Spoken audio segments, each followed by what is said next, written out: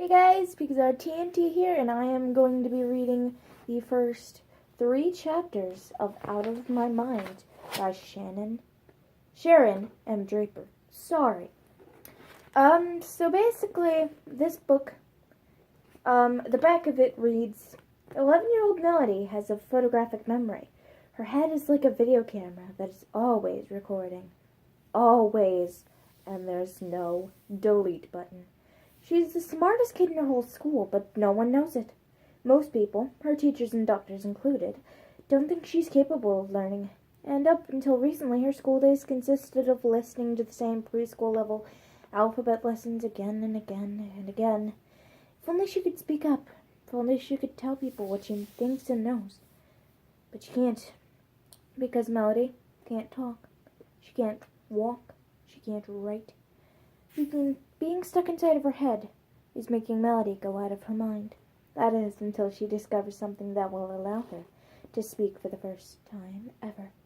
At last, Melody has a voice, but not everyone around her is ready to hear it. So, with that out of the way, let us continue.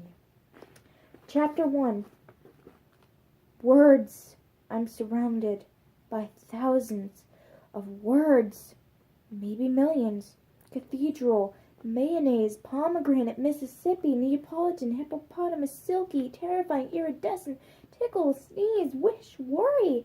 Words have always swirled around me like snowflakes, each one delicate and different, each one melting untouched in my hands.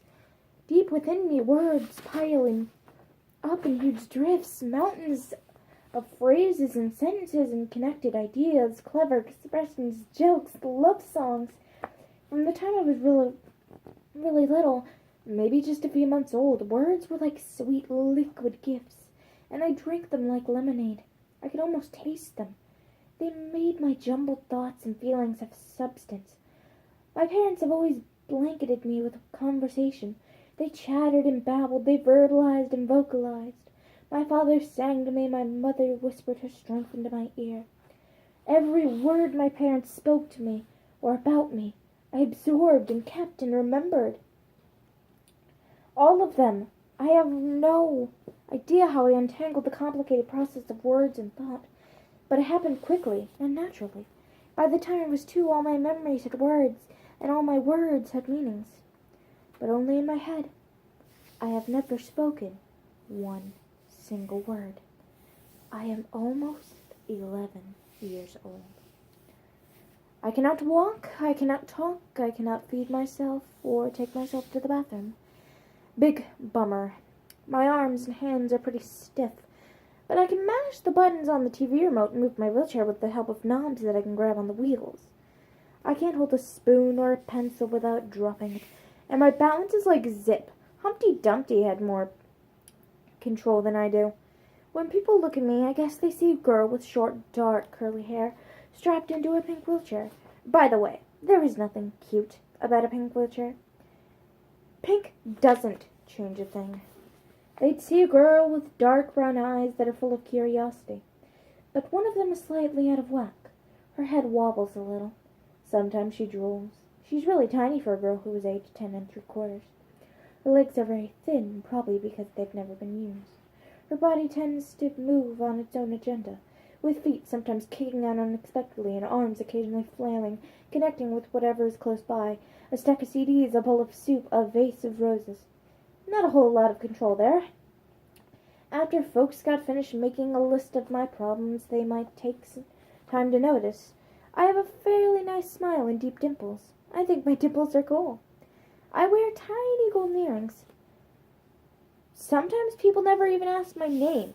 Like it's not important or something. It is! My name is Melody. I can remember way back to when I was really young. Of course, it's hard to separate real memories from the videos of me that Dad took on his camcorder. I've watched those things a million times.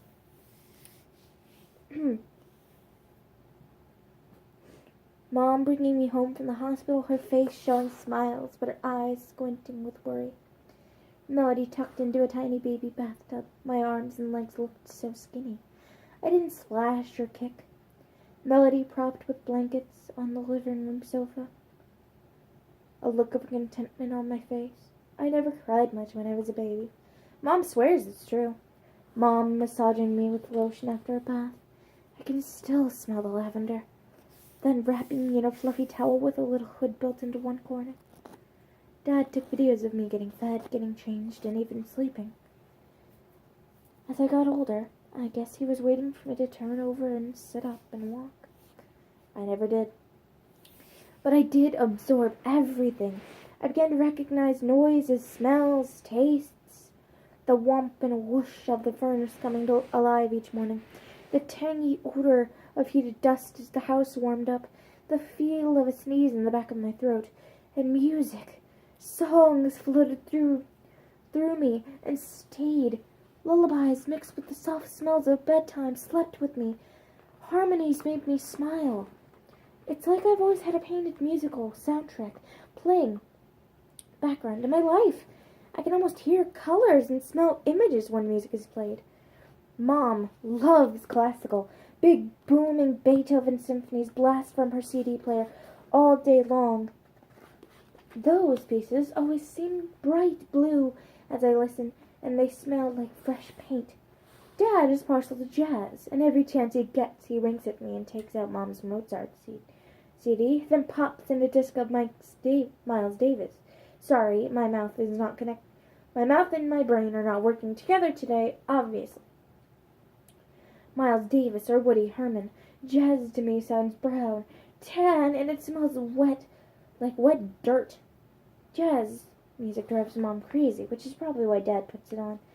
Jazz makes me itch, she says with a frown as Dad's music explodes into the kitchen. Dad goes to her, gently scratches her arm and back, then gulps her in a hug.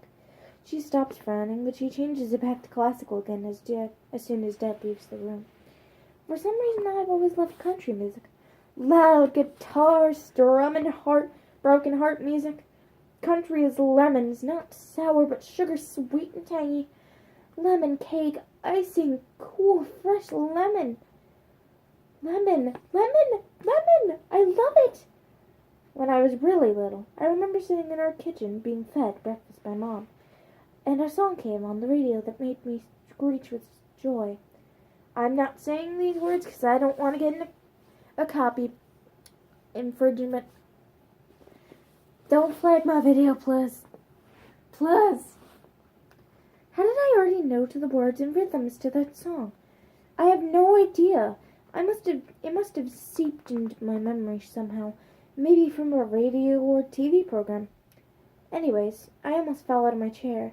I scrunched up my face and jerked and twitched as I tried to point to the radio. I wanted to hear the song again.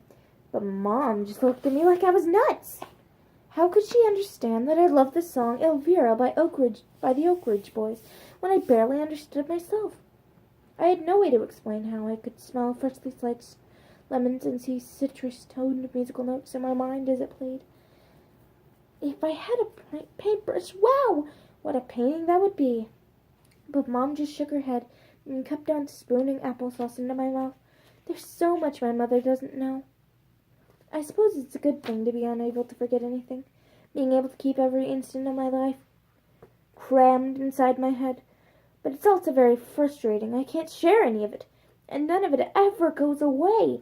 I remember stupid stuff like the feel of a lump of oatmeal stuck on the roof of my mouth, or the taste of toothpaste not rinsed off my teeth. The smell of early morning coffee and a permanent memory mixed up with the smell of bacon and the background yakking of the morning news people. Mostly, though, I remember words. Very early, I figured out how there were millions of words in the world. Everyone around me was able to bring them out with no effort. The salespeople on television. Buy one, get two free for a limited time only. The mailman who came to the door. Morning, Mrs. Brooks, how's the baby? The choir at church. The checkout clerk at the grocery store. Thanks for shopping with us today. Everybody uses words to express themselves, except me, and I bet most people don't realize the real power of words. But I do. Thoughts need words. Words need a voice. I love the smell of my mother's hair after she washes it. I love the feel of the scratchy stubble on my father's face before he shaves, but I've never been able to tell them. Chapter 3. 1 second. Ow. Sorry, a little operator error. Paper cuts. Ow. Okay. I guess I figured out I was different a little at a time. Since I never had trouble thinking or remembering, it actually sort of surprised me that I couldn't do stuff, and it made me angry. My father brought home a small stuffed cat for me when I was really little, less than a year old. I'm sure it was white and soft, and just the right size for chubby baby fingers to pick up. I was sitting on one of those baby carriers on the floor, strapped in and safe, as I checked out my world of green shag carpet and matching sofa. Mom placed the toy cat in my hands, and I smiled. "Here, Melody, Daddy bought you a play pretty," she cooed in that high-pitched voice that adults use with children. Now, what's a play pretty? As if it's not hard enough figuring out real stuff, I have to figure out the meanings of made-up words. But I loved the soft coolness of the little cat's fur. Then it fell on the floor. Dad placed it in my hands the second time. I really wanted to hold it and hug it, but it fell on the floor once more. I remember I got mad and started to cry. "Try again, sweetie," Dad said, sadness decorating the edges of his words.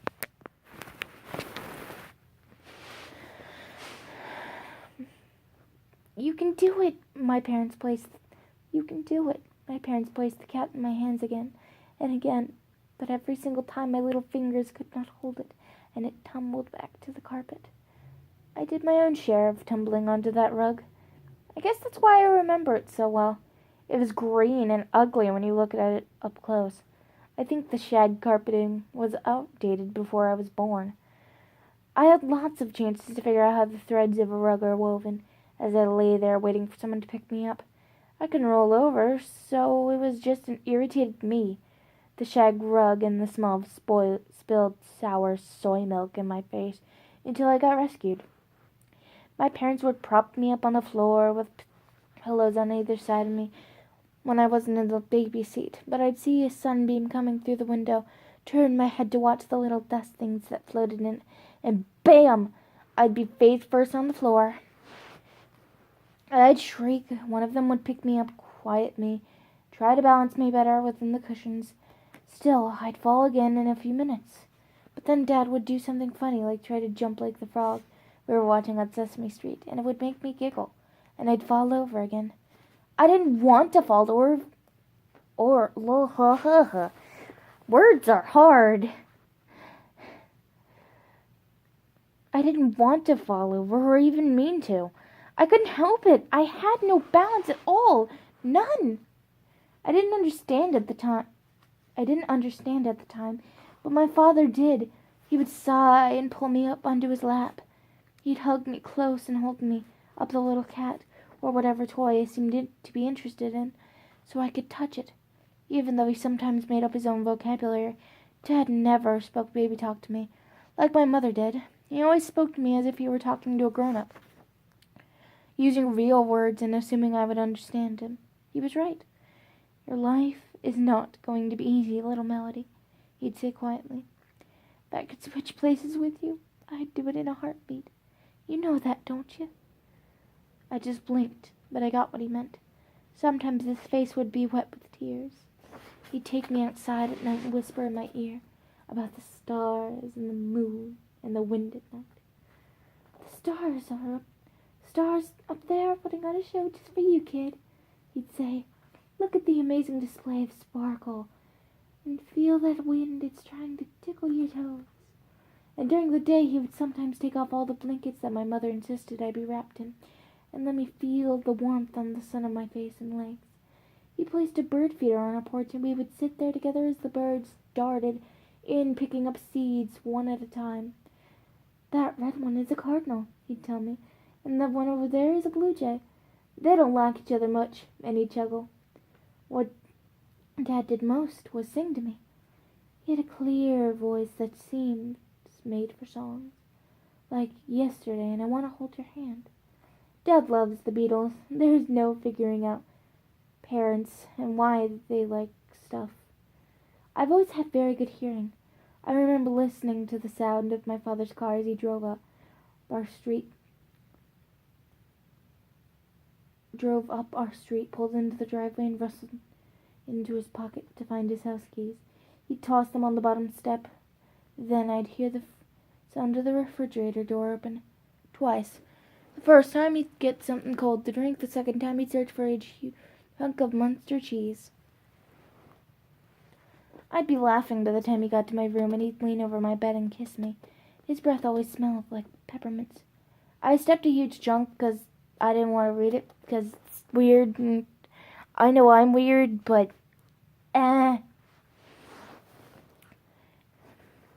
his breath always smelled like peppermints. When he could, words are hard again. Dad would read to me. Even though I'd know he had to be tired, he'd smile, pick out a book or two, and I'd get to go to where the wild things are, or to where the cat in the hat was making a mess. I probably knew the words by heart before he did. Good night, moon, make way for ducklings, dozens more. The words to every single book my father ever read to me are forever tucked inside. Here's the thing. I'm ridiculously smart. And I'm pretty sure I have a photographic memory. It's like I have a camera in my head, and if I hear or see something, I click it, and it stays. I saw a special on PBS once on children who are geniuses. These kids words! Stop being so hard! These kids could remember complicated strands of numbers and recall words and pictures in correct sequences and quote long passages of poetry. So can I. I remember the toll-free number from every info commercial and the mailing address and websites too. If I ever need a new set of knives or the perfect exercise machine, I've got that information on file. I know the names of the actors and actresses of all the shows, what time each program comes on, which channel and which shows are repeats. I even remember the dialogue from each show and the commercials in between. Sometimes I wish I had a delete button in my head. I have a television remote control clicker attached to my wheelchair, very close to my right hand. On the left side, I have a remote for the radio.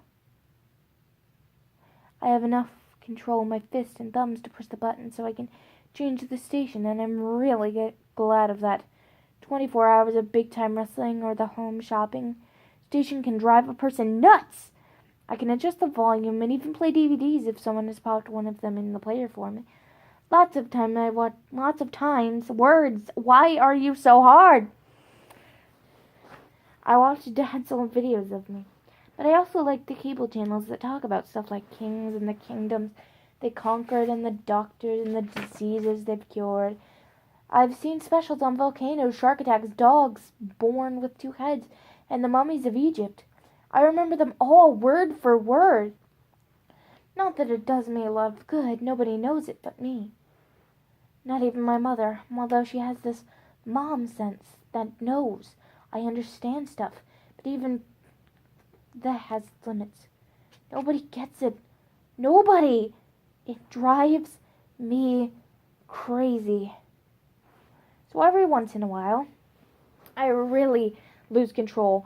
I mean, seriously, my arms and legs get all tight and lash out like tree limbs in a storm. Even my face draws up. I sometimes can't breathe real well when this happens, but I have to because I need to screech and scream and jerk. They're not seizures. Those are medical and make you go to sleep. These things, I call them my tornado explosions. They're pieces of me. All the stuff that doesn't work gets balled up and hyped up. I can't stop even though I want to. Even though I know I'm freaking people out. I lose myself.